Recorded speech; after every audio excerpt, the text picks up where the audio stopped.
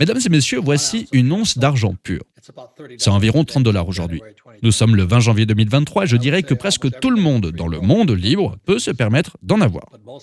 Mais la plupart des gens préfèrent avoir de la fausse monnaie ou des dollars de la réserve fédérale et des trucs comme ça, sur du papier.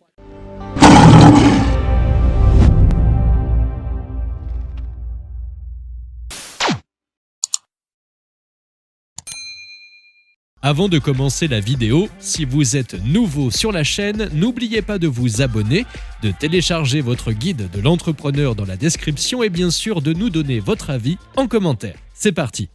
Avant de commencer cette vidéo, n'hésitez pas à vous abonner à notre nouvelle chaîne Elon Musk Décrypte. Aujourd'hui, j'ai un invité très spécial, quelqu'un que j'admire depuis des années. Il s'appelle Peter Grandish et est l'auteur du livre Confessions of a Former Wall Street Whiz Kid. Et la raison pour laquelle c'est important, c'est que je parle au nom de tous les boomers. De 1946 à 1965, quelle que soit leur retraite aujourd'hui, les boomers ont eu la vie la plus facile de l'histoire.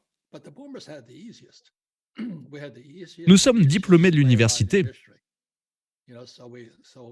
On achète une maison, on devient multimillionnaire, on met de l'argent dans un fonds, le marché boursier monte. Et puis qu'est-ce qui se passe en arrière-plan, Peter? C'est le ballon. Et sous le ballon, il y a les États-Unis, l'économie. Et le ballon représente le ballon que la Fed, le Trésor et Wall Street ont gonflé dans cette énorme bulle. Alors aujourd'hui, j'ai l'honneur d'avoir Peter comme témoin. Et vous savez, Peter est un homme vraiment très intelligent. Alors Peter, commençons par dire pourquoi vous avez écrit le livre Confessions of a Former Wall Street Whiz Kid. Je vous remercie de soutenir mon ami Donald Trump en parlant de ce qu'Elon Musk a fait avec Twitter. Et nous devons nous battre pour notre pays et nos libertés, bien sûr. Eh bien, j'ai écrit le livre parce que le livre incluait mes chutes, ainsi que mes réussites. Beaucoup de livres qui sortent ne parlent que d'une seule façon. Et ma vie a été une rue à double sens pendant près de 40 ans autour des marchés, autour du service financier, avec de très grosses bosses et même quelques zones de danger. Et donc j'en ai parlé.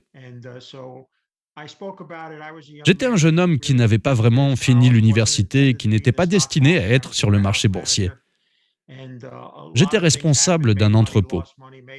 Et beaucoup de choses se sont passées. J'ai gagné de l'argent, perdu de l'argent, et j'ai aussi souffert, vous savez, d'une grave dépression.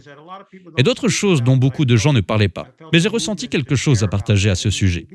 Et vous seriez surpris du nombre de personnes qui répondent après avoir lu et qui ont eu des histoires similaires. Je pense donc qu'il a rempli son rôle à cet égard. Oui, j'ai énormément de respect pour Peter parce qu'il ne dit pas de conneries. Parlons maintenant d'un problème générationnel appelé les boomers. Parce que nous sommes les premiers à avoir un 401K. Et vous savez, cela a conduit à ce qu'on appelle les pensions et les prestations définies et tout ça. Et aussi, nous sommes assez vieux pour savoir qu'en 1971, Nixon a supprimé le dollar de cette monnaie. Ça s'appelle de l'or. Et cela s'est passé en 1964, j'avais 17 ans. En 1964, je crois que Lyndon Johnson est venu sur les ondes et a dit « Nous ne pouvons plus garantir nos pièces avec de l'argent. » Et en 1971, Nixon dit « Nous allons retirer le dollar de l'étalon or. » Et l'économie a explosé juste à temps pour que les boomers se s'enrichissent. Tout ça sur le dos, Robert, de l'argent imprimé, qui n'a pas de support réel. Je n'ai jamais pensé que je dirais ce que je suis sur le point de te dire, mais nous avons une dette de 33 000 milliards, sans compter les engagements non financés de la sécurité sociale, de Medicare et de Medicaid.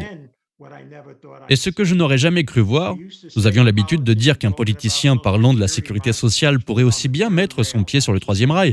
C'était la même chose, parce que c'était un suicide. Eh bien, tout ça, c'est fini. Ils ont maintenant ouvertement, des deux côtés de l'allée, commencé à aborder non seulement la question de la sécurité sociale, mais aussi ce qu'ils vont devoir faire avec Medicare et Medicaid. Et ce que je pense va être le congrès le plus dysfonctionnel de l'ère moderne. Si vous pensez à ces 2 dernières années, à ce que faisaient les démocrates et à toute la folie qui s'est produite la nuit précédant notre élection, il semblait que les experts nous disaient que les républicains allaient clairement gagner. Ils vont mettre les choses au point. Il aura fallu 20 votes juste pour avoir leur propre président. Et je ne sais pas ce qu'il a donné pour obtenir ce poste de président. Je pense vraiment que ça va être 2 autres années d'accusations, d'inculpation, alors que toutes les choses qui doivent être abordées sur le plan économique et social vont être laissées en suspens et que la situation va empirer. Elle ne peut pas s'améliorer dans ces circonstances. Oui, on a la plus grosse bulle de l'histoire du monde. Ce dont Peter parlait, c'est que les 33 000 milliards ne comptent pas les dépenses non financées comme la sécurité sociale, Medicare, maintenant les prêts étudiants et tous ces trucs. Alors que diriez-vous tout d'abord aux baby-boomers qui espèrent que le marché boursier et tout ça va les sauver? Eh bien, ils vont avoir un très grand défi à relever. Vous savez, toute une génération a grandi en apprenant à conduire dans une rue à sens unique. Je reviens toujours à ma journée de formation à la conduite quand, la première fois que nous sommes arrivés à ce qu'ils appellent un rond-point ou un carrefour, j'ai été pétrifié.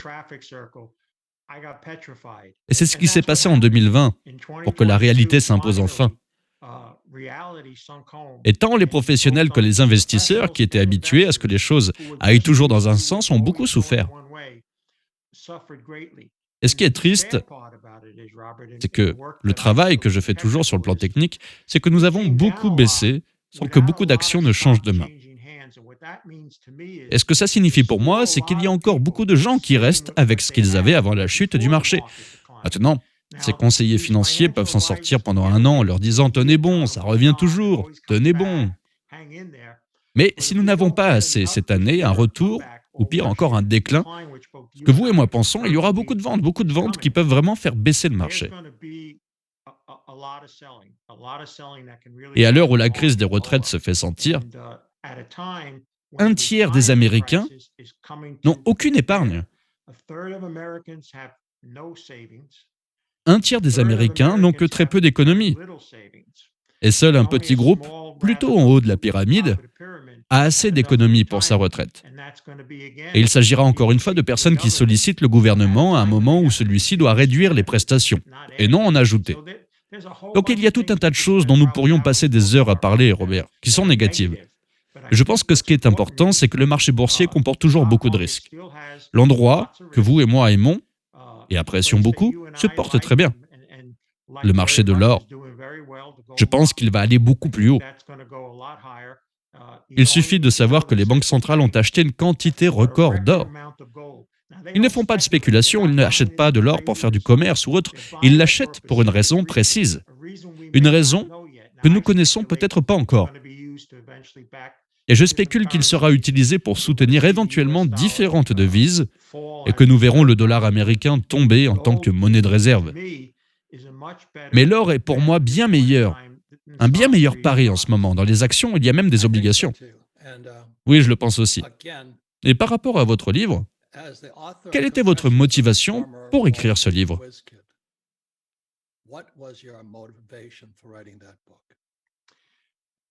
Encore une fois, j'ai trouvé que c'était une évaluation honnête de la vie d'un jeune homme qui n'a même pas fini le lycée, mais qui a fini à Wall Street. Alors, quelle était la confession? Eh bien, la confession est qu'il y a certaines des choses pour lesquelles je me suis laissé emporter par le facteur cupidité, qui est une immense attraction à Wall Street. L'argent est l'un des plus grands aimants de tous les temps pour vous éloigner du bien. Et j'ai vécu ça. Et j'ai partagé ça.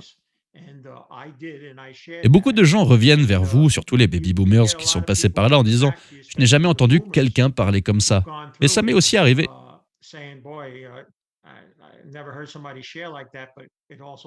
Et la raison principale n'était donc pas de vendre un grand nombre d'exemplaires ou quoi que ce soit de ce genre, mais simplement de raconter une histoire unique. Il n'y a pas beaucoup d'abandons scolaires qui deviennent à moitié célèbres à Wall Street. Ils sont tous allés à l'école Wharton ou dans de grandes universités. Et il y avait ce gamin qui ne connaissait pas de mots de 5 syllabes et qui, d'une manière ou d'une autre, s'est fait une vie à Wall Street autour de ça. Oui, j'ai entendu une rumeur selon laquelle vous êtes le vrai Gordon Gekko dans le film Wall Street.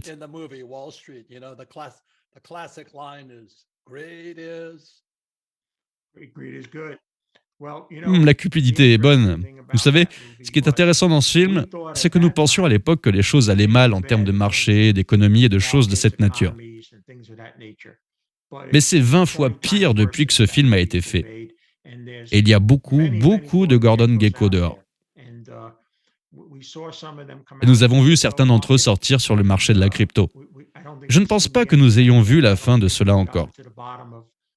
Je ne pense pas que nous soyons allés au fond du vrai gâchis qu'est cette industrie aujourd'hui. J'étais très négatif à son sujet. Et elle est tombée. Mais j'ai aussi dit que j'avais l'impression que ça allait être comme la bulle Internet. Il y aura une secousse. Et finalement, quelque chose en sortira. De meilleures entreprises et une évolution vers quelque chose de plus sain, peut-être.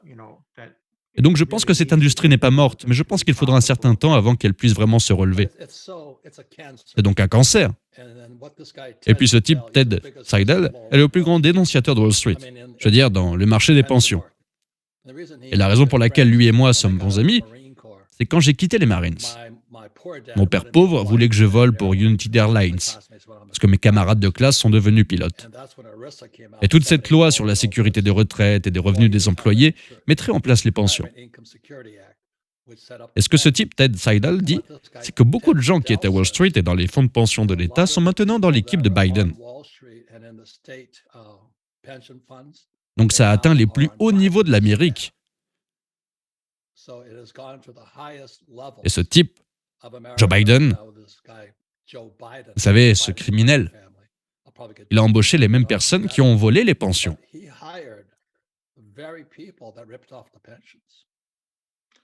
Eh bien, je pense que c'est un autre problème qui va devenir plus grave. Maintenant, la situation de Biden est réelle. Ce n'est pas quelque chose qu'ils vont pouvoir balayer sous le tapis. Et je pense que cela va aussi jouer, et une fois de plus, faire que le Congrès soit pris dans des domaines où il ne se concentre pas sur les choses sociales et économiques et les décisions difficiles qu'ils doivent prendre.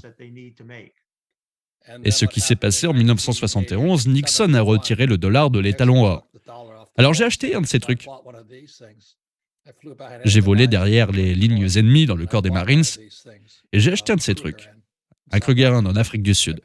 J'ai payé 50 dollars pour ça. Aujourd'hui, cette même once d'or vaut 2000. C'est pourquoi je me suis enrichi à ce point. Et cette année, pour mettre en pratique ce que je prêche, j'ai ma mine d'or dans l'Utah. La mine d'or la plus riche du monde. Et le dernier de mes objectifs était en Chine. Et devinez qui possède la mine maintenant. Eh bien, l'exploitation minière est devenue une chose très difficile dans le monde, d'ailleurs. Il y a 30 ans, vous pouviez vous rendre à la mine sans vous en soucier. Maintenant, dans de nombreuses régions du monde, c'est devenu plutôt très risqué.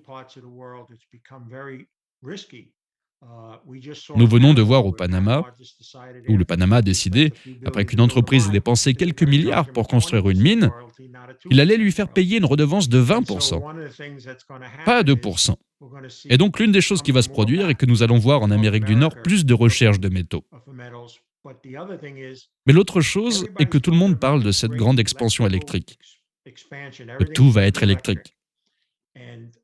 Et peu importe qu'une partie de l'infrastructure des États-Unis ait été mise en place par Thomas Edison. Le fait est de savoir comment ils vont fournir tout ça. Vous allez avoir besoin de métaux pour fournir tout ça. Vous allez avoir besoin de métaux pour tous ces produits, car tout le monde voit qu'on aura besoin de voitures électriques et tout. Et il n'y a rien de disponible.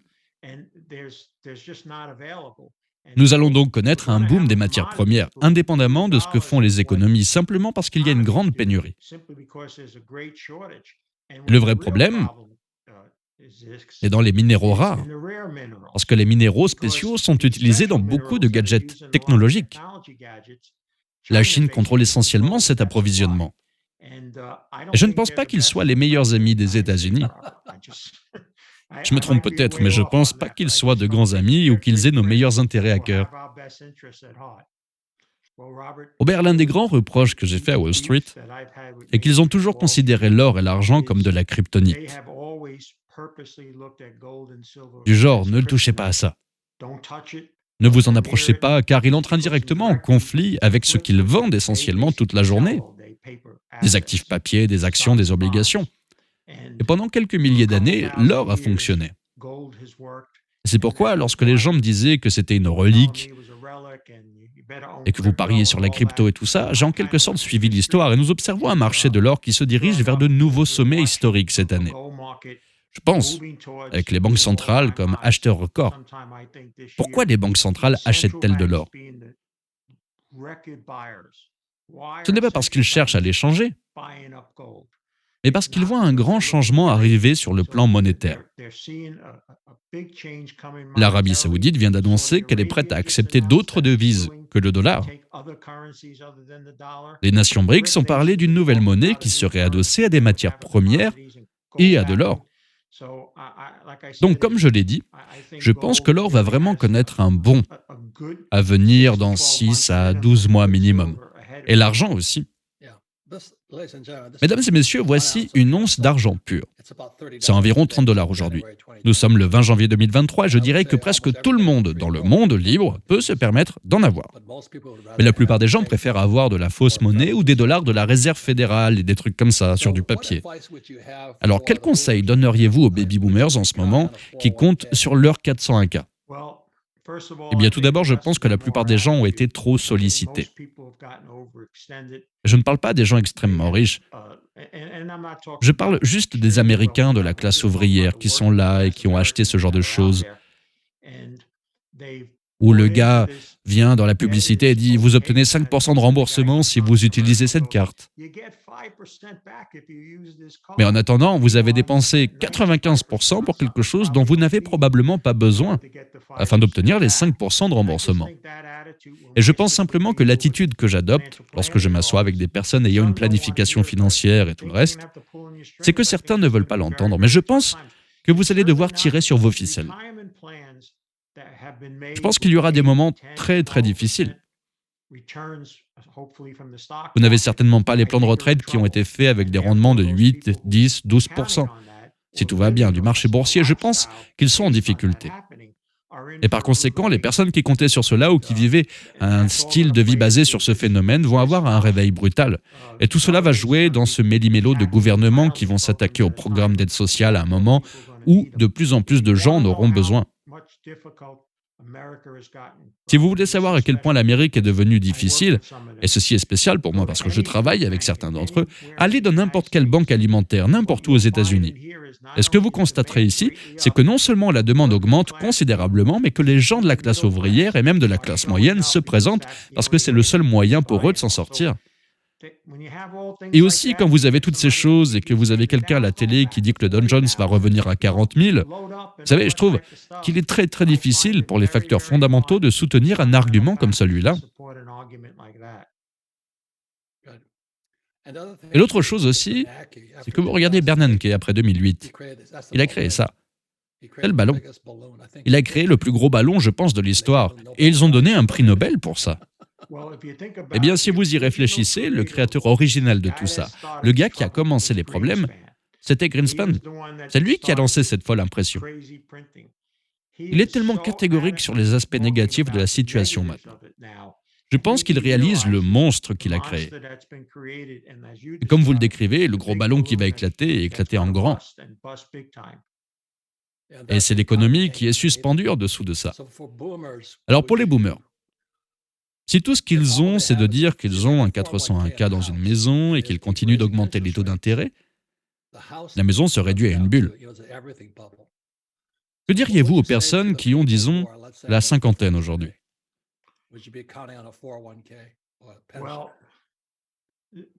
Eh bien, la grande bataille va être la démographie. Nous allons arriver à un point où les jeunes vont dire « Attendez une minute, ce type a 75, 80 ans et il veut une transplantation cardiaque et je dois payer pour ça grâce à Medicare et tout. Et vous allez me faire payer un montant X. Oh. Et ça, c'est à venir. Et ce n'est pas seulement aux États-Unis. Au Japon, d'ici 20 ans, on s'attend à ce qu'une personne travaille pour chaque personne retraitée. Même la Chine a annoncé une baisse de sa population et le vieillissement de celle-ci. Le vieillissement des humains est la prochaine grande histoire mondiale. Mais la bonne nouvelle est que nous allons tous vivre plus longtemps. Robert, pour la classe inférieure à la classe moyenne, ils n'ont pas l'argent pour soutenir et payer pour ça. Et ça ouvre vraiment la boîte de Pandore. Où est-ce qu'on coupe? Comment et où arrêtez-vous les services sociaux? Et encore une fois, si vous pensiez que les 2 dernières années au Congrès étaient folles, attendez les 2 prochaines.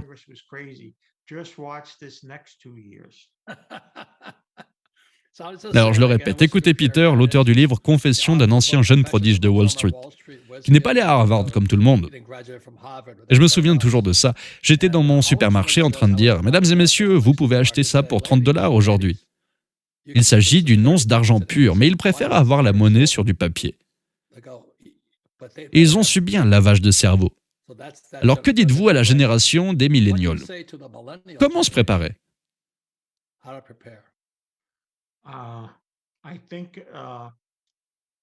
Tout n'est pas aussi simple que ce qui est apparu ces dernières années. Si vous pensez à 1928 et à la façon dont les gens ont spéculé à ce moment-là, ce que les gens ont fait en 2021 était 100 fois pire. Et beaucoup de gens se sont surendettés. Beaucoup de jeunes en particulier se sont lancés dans toutes ces différentes crypto-monnaies. Et vous savez, elles ont été vendues. Le Bitcoin a vraiment perdu énormément de valeur. Et vous savez, lorsqu'ils utilisent l'argument du Bitcoin qui a augmenté de quelques dollars, il n'y avait pas beaucoup de gens qui l'achetaient à ce moment-là. Il est arrivé à ce point où la plupart de l'argent a été dépensé près du sommet. Et malheureusement, il y a eu des pertes énormes. Et je ne pense pas qu'ils reviennent de sitôt. Je pense que c'est la raison pour laquelle les banques centrales se préparent à ce changement monétaire majeur. Ainsi, la disparition ou du moins le déclin du dollar américain est imminent.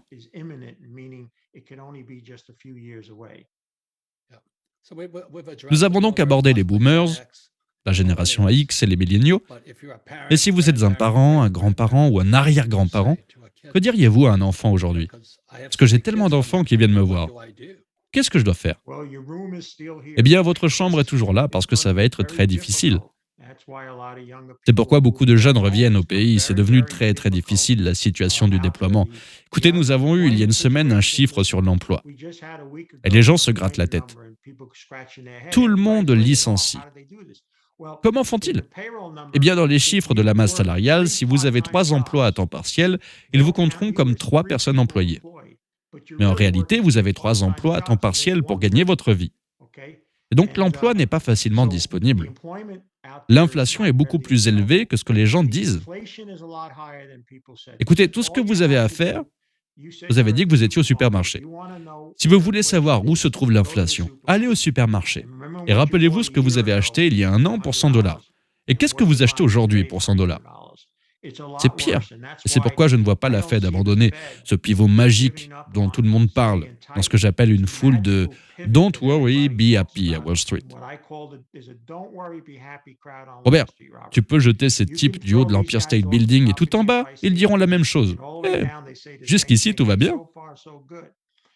Et ils ont convaincu les gens qu'il va y avoir ce pivot, et que la Fed va lever le pied du frein et appuyer rapidement sur l'accélérateur. Et ça n'arrivera pas. Ils ne peuvent tout simplement pas le faire de manière concevable. Et c'est là que la déception va se faire sentir. Et je pense que c'est là que la vente intervient. Et je pense que nous devrons au moins descendre jusqu'au niveau le plus bas de la pandémie, si ce n'est plus bas, avant que des évaluations raisonnables puissent justifier une certaine forme d'actionnariat.